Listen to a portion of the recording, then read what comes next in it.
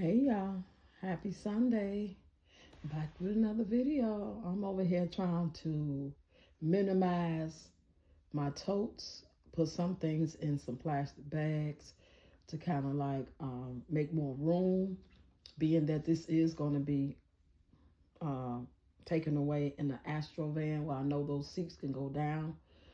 So we'll have two rows of seats that can be laid down and then the space in the back for storage anyway in the back of the van. So we have one, two, three, four, five, six totes and two plastic bags. That hefty bag right there, I got two of them.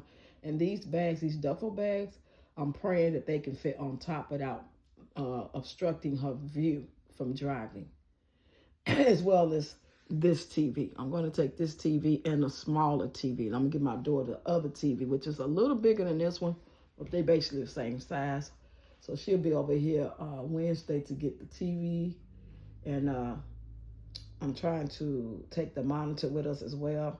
So I'm trying to fit the monitor on the tote over there where that plastic bag is. I'm going to move that and put the game system and stuff like in the middle or underneath it as much as possible, and just sit the monitor and like try to like, I'm trying not to put no more totes, but once we put the TVs in and these totes, and if there's room for one or two more things, then I can kind of like grab one of these. Cause I got, see all them totes right there?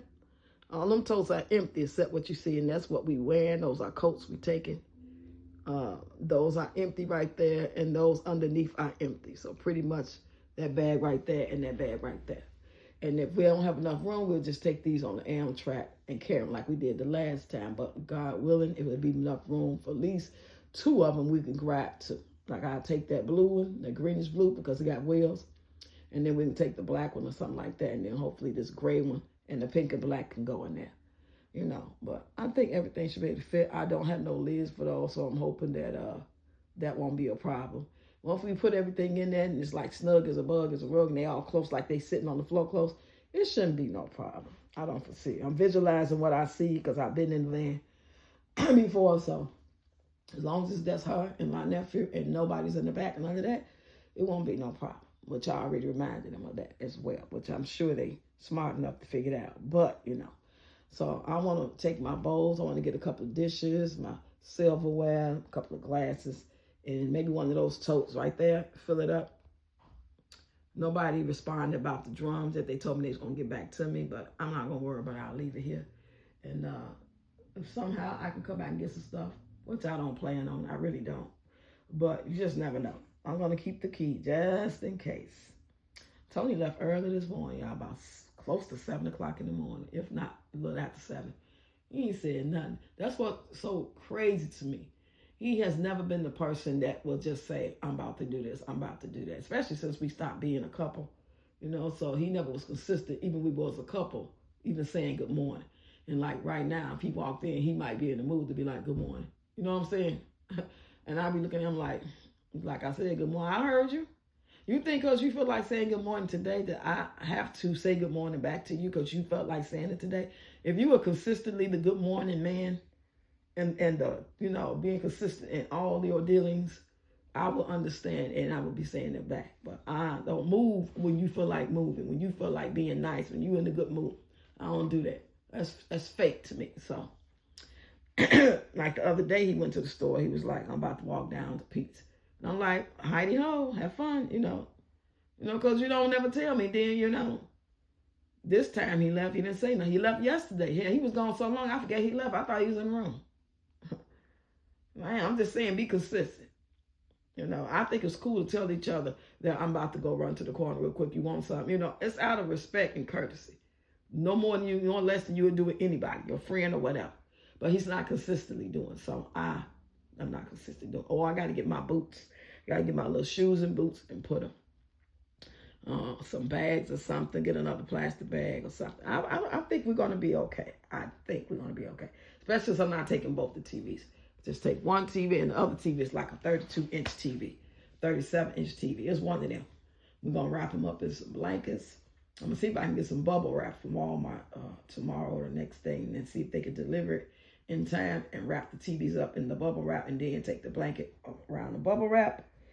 And so they won't get, you know, damaged, thrown away. Because it is like a 2-hour drive. Depending on the traffic that early in the morning, it possibly may be an hour and 45 minutes, you know. But either way, y'all, just giving y'all update. It is real. It has been real. It just take time for things to happen. I could have stayed down there when I went and showed y'all what my nephew house looked like. Told y'all I got approved and I'm locked in. I'm just waiting for it to get ready. I could have stayed. I didn't want to stay all that time and be uncomfortable. I just really don't want to be in nobody's house. But if we going down here on the 22nd and it's going to be ready on the 30th, that's just a week. I can deal with that. I'm a grown woman, extra grown. So I don't want to be in nobody's house walking around on eggshells, even though they make you feel comfortable as much as possible. I know after so long, that shit get old. People get tired, you know what I'm saying? And then they get to see how the kids are, you know, they in the mood.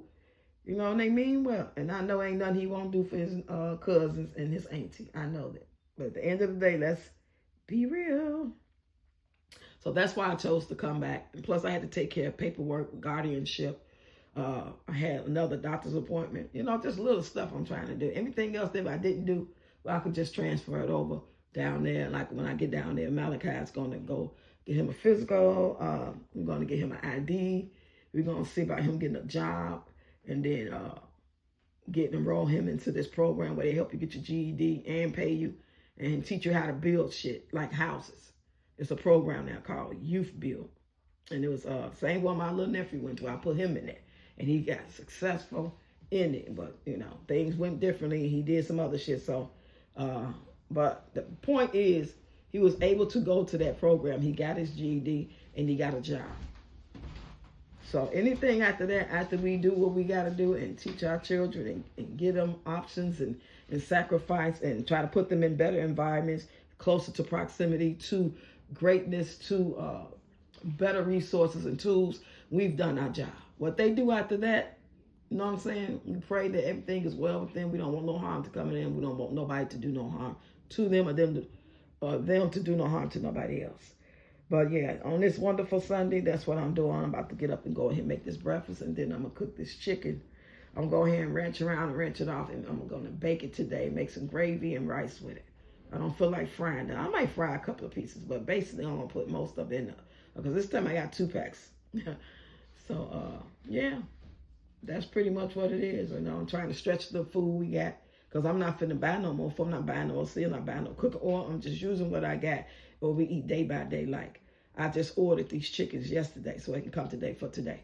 So I'm pretty much, we eating day by day. I'm not finna just be shopping. But when I do leave, and he ain't acting stupid and saying dumb shit, at least to me, he probably saying that wherever he at right now, he probably talking crazy. Even though he don't know Thursday is today. And I decided not to tell him. Because if he going back to work, because I think he fired, but if do end up going, they let him come back for whatever reason, then he'll be gone anyway Thursday when we go. So it don't make no sense for me telling him because he's going to find a reason not to go to work. And I ain't got time for that. I do not want to go through that shit at all. We too close to greatness and peace of mind and new chapters to be, you know, risking it over a flaky ass person. You don't know where they're coming from. You don't know which way is up. So anyway, y'all get in the comments, tell me how your day going, how your weekend went. What did you do over the weekend? Are you cooking today? And if you are, what are you cooking? Are you eating breakfast?